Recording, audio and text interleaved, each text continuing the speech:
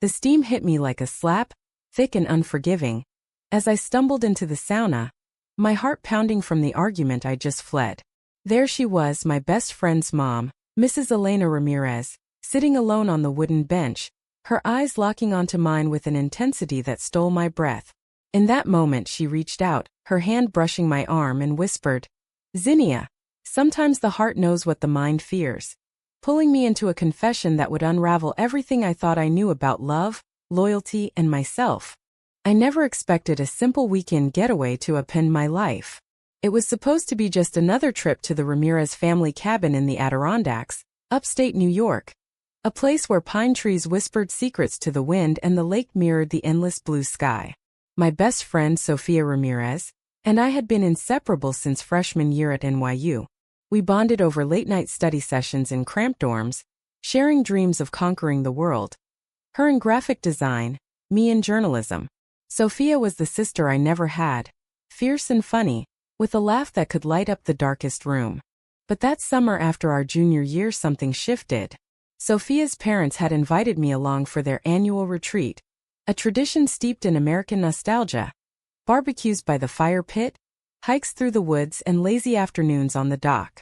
Mr. Ramirez was the quintessential dad. Gruff but kind, always grilling burgers and telling bad jokes. And then there was Elena, Mrs. Ramirez to me, though she'd insisted I call her by her first name years ago. She was a force of nature, a successful architect in Manhattan, with sharp cheekbones, dark hair that cascaded like a waterfall, and eyes that seemed to see right through you. At 45, she carried herself with the grace of someone who'd built her life from the ground up, emigrating from Mexico as a teen and clawing her way to the top in a male-dominated field. The sauna was tucked behind the cabin, a small wooden structure overlooking the lake, where the family unwound after long days. That fateful evening, Sophia and I had argued. Nothing major, just the usual college drama about her boyfriend, Jake, whom I couldn't stand. He was possessive, always texting her during our hangouts, and I'd called him out. "You're too good for him, Soph," I'd said, my voice sharper than intended. She stormed off, leaving me alone in the cabin's living room, staring at the flickering fireplace. Needing to clear my head, I grabbed a towel and headed to the sauna. The door creaked open, releasing a wave of humid heat that wrapped around me like a blanket. I didn't realize Elena was inside until it was too late. She sat on the upper bench wrapped in a white towel, her skin glistening under the soft glow of the overhead light. "Zinnia? Come in, Mija," she said, her voice warm and inviting, with that faint accent that always made me feel at home. I hesitated but stepped in, closing the door behind me. The air was thick, scented with eucalyptus, and I felt exposed in my swimsuit. We chatted at first about school, my internship at a local newspaper, her latest project redesigning a Brooklyn brownstone. But as the heat built, so did the tension. My eyes kept drifting to her, noticing the way beads of sweat traced paths down her collarbone, the subtle curve of her smile. Then out of nowhere she asked, "What's troubling you, Zinnia? You seem distant." I poured it out, the fight with Sophia, my frustrations, my own uncertainties about life after college. Elena listened, her gaze steady, and when I finished she shifted closer. Her hand rested on my knee, a gesture meant to comfort, but it sent a jolt through me. "Life's full of unexpected turns," she murmured. "Sometimes the people we least expect show us who we really are." In that moment something ignited. Our eyes met, and the world narrowed to just us in that steamy cocoon. She leaned in, her lips brushing mine in a kiss that was tentative at first, then deepening with a hunger I didn't know I possessed. It wasn't just physical. It was emotional, a release of pent-up feelings I'd buried deep. When we pulled apart, gasping, the reality hit. This was Sophia's mom, my best friend's mother. What had we done? The rest of the night blurred. I fled the sauna, heart racing, avoiding Elena's eyes at dinner. Sophia noticed my distraction but chalked it up to our earlier spat. Lying in the guest room that night, I replayed the kiss over and over, a mix of guilt and exhilaration churning inside me. I'd always known I was attracted to women, but this was forbidden territory. The next morning, Elena acted as if nothing happened, serving pancakes with a bright smile. But her glances lingered and I felt the pull. Over the following days, stolen moments built. A brush of hands while washing dishes, a whispered conversation by the lake. We talked about everything, her marriage which had grown stale over the years, my fears of coming out to my conservative family back in Texas. Elena shared stories of her youth, the discrimination she'd faced as a Latina immigrant, and how she'd hidden her own attractions for so long to fit into society's mold. By the end of the trip I was falling hard. But back in the city, reality crashed in. Sophia and I shared an apartment in Brooklyn, and keeping this secret felt like walking a tightrope. Elena texted me discreetly, arranging accidental meetups. A coffee in Midtown, a walk in Central Park. Each encounter deepened our connection, laced with the thrill of secrecy and the ache of something real blooming in the shadows. Yet doubts crept in. Was this just a midlife crisis for her? A rebellion for me? And what about Sophia? The guilt gnawed at me, but the pull toward Elena was stronger. She made me feel seen, valued in ways no one else had. Our conversations were raw, vulnerable, about dreams deferred, hearts broken, and the courage to chase happiness. As fall approached, our relationship evolved into something profound. We'd sneak away to her firm's rooftop garden, where the city lights twinkled like stars, and share kisses that tasted of possibility. But the drama was brewing. Sophia started noticing my absences, my distracted texts. "Who's the mystery person?" she'd tease, and I'd laugh it off, hating the lie. Then came the first crack. Elena's husband, Carlos, grew suspicious. Late nights at work, unexplained smiles. He confronted her one evening and she confessed. Not the full truth, but enough to spark arguments. I overheard one on the phone, Elena's voice trembling as she defended her right to happiness. It broke my heart, knowing I was the catalyst. Amid this, Sophia confided in me about her parents' troubles. "Mom seems different lately, happier but distant. Dad thinks she's having an affair." My stomach twisted. How could I comfort her while being the source of the pain? The turning point came during Thanksgiving. The Ramirez family hosted in their Upper East Side brownstone. All warmth and tradition, turkey stuffing, football on TV. I was invited as always. Tension simmered beneath the surface.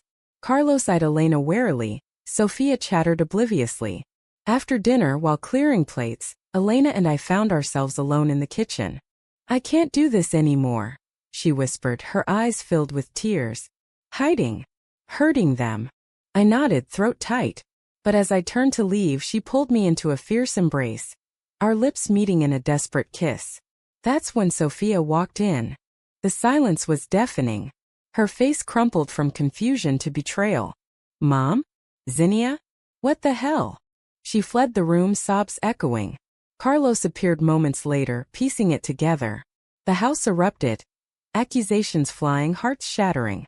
That night, I packed my things from our apartment, Sophia's words ringing in my ears. "How could you?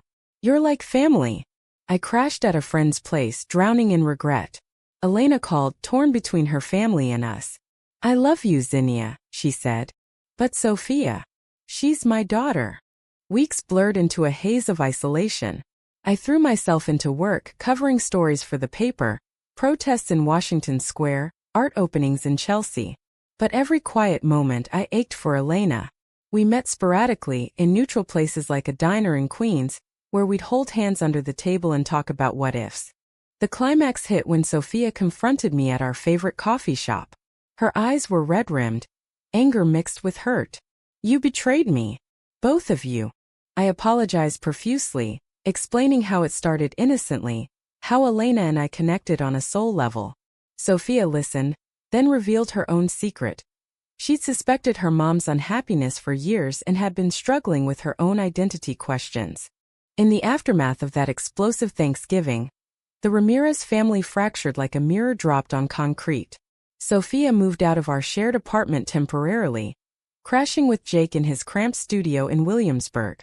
I was left alone in Brooklyn, the walls echoing with memories of our laughter over takeout pizza and binge-watching shows.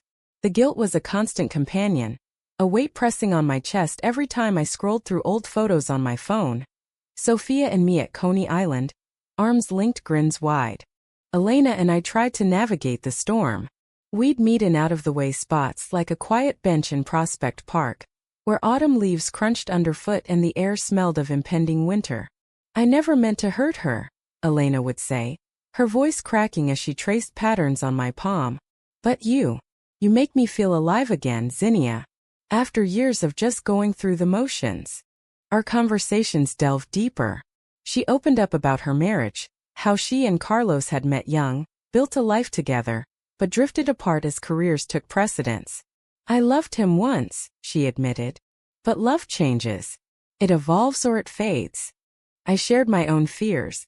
Growing up in a small Texas town where being queer meant whispers and judgment. Coming to New York had been my escape. But this relationship forced me to confront how much I'd hidden, even from myself. Yet, the secrecy amplified the drama. Carlos filed for separation, citing irreconcilable differences, though we all knew the truth. He moved to a hotel in Midtown, leaving Elena in the brownstone. Sophia oscillated between rage and sorrow, texting me sporadically, "How long has this been going on?" Or, "I miss my best friend." Each message was a dagger. One evening, as snow flurried outside my window, Elena showed up at my door unannounced. Her coat dusted with white, cheeks flushed from the cold. "I couldn't stay away," she said, stepping inside.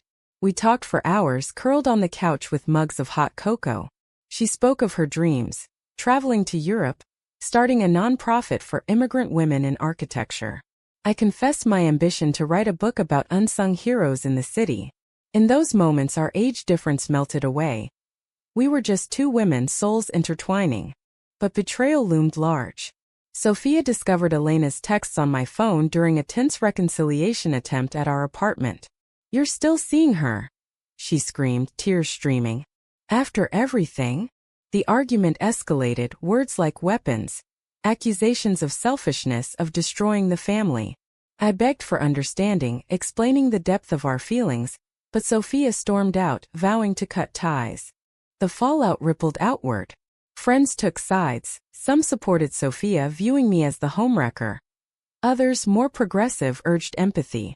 At work, my focus waned. My editor noticed, assigning lighter stories.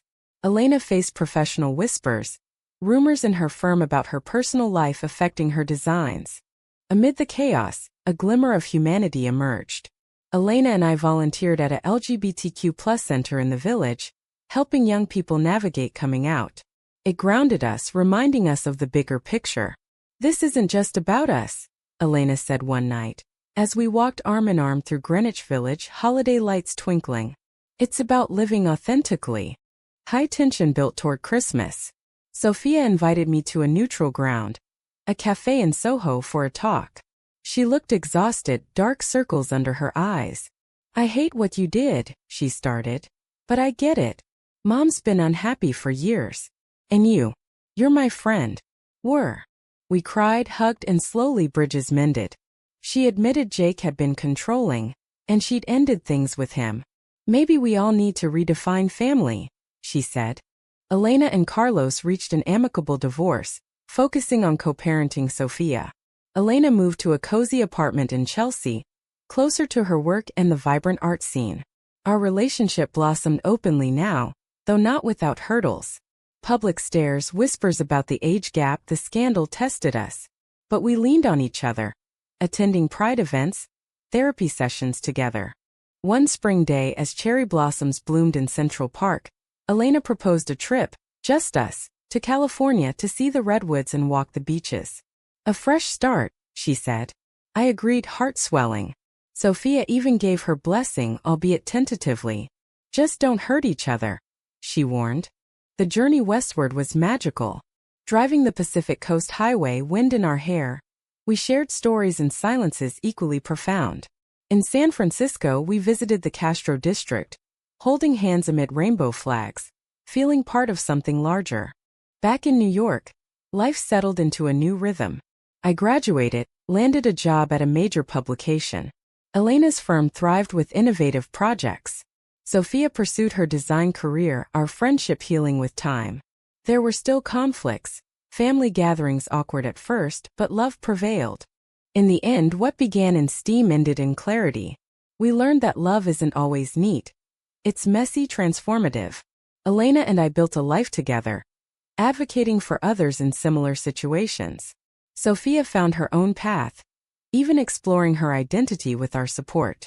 Our story wasn't a fairy tale, but it was real, full of drama, emotion, and ultimate redemption. It taught us that sometimes, breaking norms leads to profound humanity. Wait, no, that's not the full arc. The story needs more depth, more conflict. Let's extend. As summer returned, a year after the sauna incident, old wounds reopened. Carlos, bitter from the divorce, leaked details to mutual friends, sparking a social media storm. Sophia defended us online, but the backlash was fierce. Trolls accusing us of immorality. Elena faltered under the pressure, questioning if we were worth the pain. Maybe we should step back, she said one tearful night. My world cracked. I pleaded, reminding her of our connection, but she needed space. Alone again, I channeled the hurt into writing. A personal essay about forbidden love in modern America. It went viral, drawing support from unexpected quarters. Readers shared similar stories, creating a community. Elena read it, reached out. You captured us perfectly, she said. We reconciled, stronger, committing to therapy and open communication. Sophia played mediator, organizing a family retreat back to the Adirondacks. There by the lake we talked honestly, tears, laughter, forgiveness. Carlos even apologized, wishing us well. The climax resolved in unity. Our bond, forged in fire, emerged resilient. Love in all its forms triumphed. With the essay's success, my career skyrocketed. Invitations poured in, podcasts, panels on LGBTQ+ issues. Elena joined me at some, her poise complementing my passion. We became advocates, speaking at events in DC about family acceptance and second chances. But drama lingered. Sophia's new relationship with a woman from her design class added layers. She confided in me, seeking advice. It's scary, Zinnia. Like what you and Mom have. It was surreal, role reversal, healing old rifts. One evening during a storm in Manhattan, Elena and I argued fiercely. She wanted to move in together. I hesitated, fearing more disruption. Are we rushing? I asked. Words escalated, echoes of past betrayals surfacing. She left in tears, slamming the door. The next day, regret consumed me. I searched for her at her office, but she was gone. Panic set in. Sophia called. Mom's at the cabin. Go to her. Driving upstate through rain-slicked roads, memories flooded, the sauna, the kiss. Arriving soaked, I found Elena by the fire, staring into flames. I'm sorry, I whispered. We talked all night, vulnerabilities laid bare. By dawn we recommitted, planning a future. Summer brought high stakes. Elena's firm faced a lawsuit from a disgruntled client, stress mounting. I supported her, but tensions rose. Then a betrayal. A colleague, jealous of her success, spread rumors about our relationship, implying favoritism. The firm investigated, Elena's job on the line. She broke down. Everything I've built, for what? I rallied, hiring a lawyer friend, gathering evidence. Sophia designed a campaign to counter the smears. In court-like proceedings, truth prevailed. The colleague was fired, Elena cleared. Victory sweetened by solidarity. Our romance deepened with quiet moments. Picnics in the Hamptons, concerts at Lincoln Center. Elena taught me Spanish phrases, sharing recipes from her childhood. I introduced her to Texas barbecue spots in the city. As fall painted the leaves, Sophia announced her engagement. You two inspired me, she said. The wedding planning brought us closer, mending family ties. Yet a final twist. Carlos remarried, inviting us to the ceremony. Awkward but civil, it symbolized closure. Our story's essence was human, flawed, resilient. Love wasn't perfect, but it endured. Extending. Winter holidays approached, echoes of last year's disaster. We hosted cautiously, traditions blending. Laughter returned, bonds strengthened. Elena's health scare. A routine check revealing a lump, terrified us. Biopsy negative, but it underscored fragility. Life's too short for regrets, she said. We traveled to Mexico, visiting her roots. Amid vibrant markets and ancient ruins, our love felt timeless. Back home, I proposed under the Brooklyn Bridge, ring glinting in city lights. Yes, she breathed. Sophia cheered, our circle complete. The narrative wove drama with hope, proving love's transformative power. The engagement sparked joy and challenges. Planning a wedding amid busy lives. My rising career, Elena's projects, tested us. Venue hunts in the Hudson Valley, dress fittings in Soho. Sophia helped her own romance flourishing. But external pressures mounted. Media interest in my essay led to interviews, some probing our age difference. How do you handle criticism? One reporter asked. Elena responded gracefully. Love doesn't check IDs. Internally, doubts surfaced. My family visited from Texas, conservative views clashing. Dad pulled me aside. This isn't right, Zinnia. Hurt, I defended us, but seeds of insecurity planted. Elena noticed, reassuring me with late-night talks. We're in this together. A major conflict arose when Sophia's fiancé, Mia, expressed discomfort with our dynamic. It's weird. Your mom and best friend? Tensions boiled at a bridal shower, words exchanged. Sophia mediated. Give them time. Mia apologized, understanding growing. High drama peaked at a charity gala Elena organized. A former flame of hers appeared, flirting shamelessly. Jealousy flared. I confronted Elena later. Do you regret us? No, she insisted. You're my future. Reconciliation came on a rooftop city below. We danced under stars, reaffirming vows. Spring brought renewal. Wedding in Central Park, intimate, friends, family. Sophia walked Elena down the aisle, tears flowing. Vows exchanged. In steam and storm, you've been my anchor. Honeymoon in Hawaii. Beaches and volcanoes mirroring our passion. Post-wedding, life hummed. I published a book, Elena mentored young architects. Sophia started a family with Mia. Occasional conflicts, work stress, family visits, but communication key. Our story embodied American spirit, pursuit of happiness, resilience. In quiet moments we'd recall the sauna, grateful for that spark. It wasn't easy, but it was ours, profound, human. Extending. Years passed, challenges evolved. Adopting a child, navigating bureaucracy. Sophia's support invaluable. Community involvement deepened. Mentoring queer youth. Betrayals faded, replaced by trust. Conclusion neared. Love's journey endless. As decades unfolded, our love story became legend among friends, whispered at gatherings, inspiring others. The sauna incident, once scandal, now fond anecdote. Remember when? Sophia would tease, her kids giggling. We aged gracefully. Elena's hair silvered, my laugh lines deepened. Retired in a Catskills cottage, overlooking valleys reminiscent of Adirondacks. Drama revisited in small ways. Health issues, losses, but we faced them united. Sophia's family grew. We babysat, sharing wisdom. Reflection. That kiss changed everything, teaching forgiveness, empathy. In the end, it was human, messy, beautiful. We found happiness not despite conflicts, but through them. Our legacy.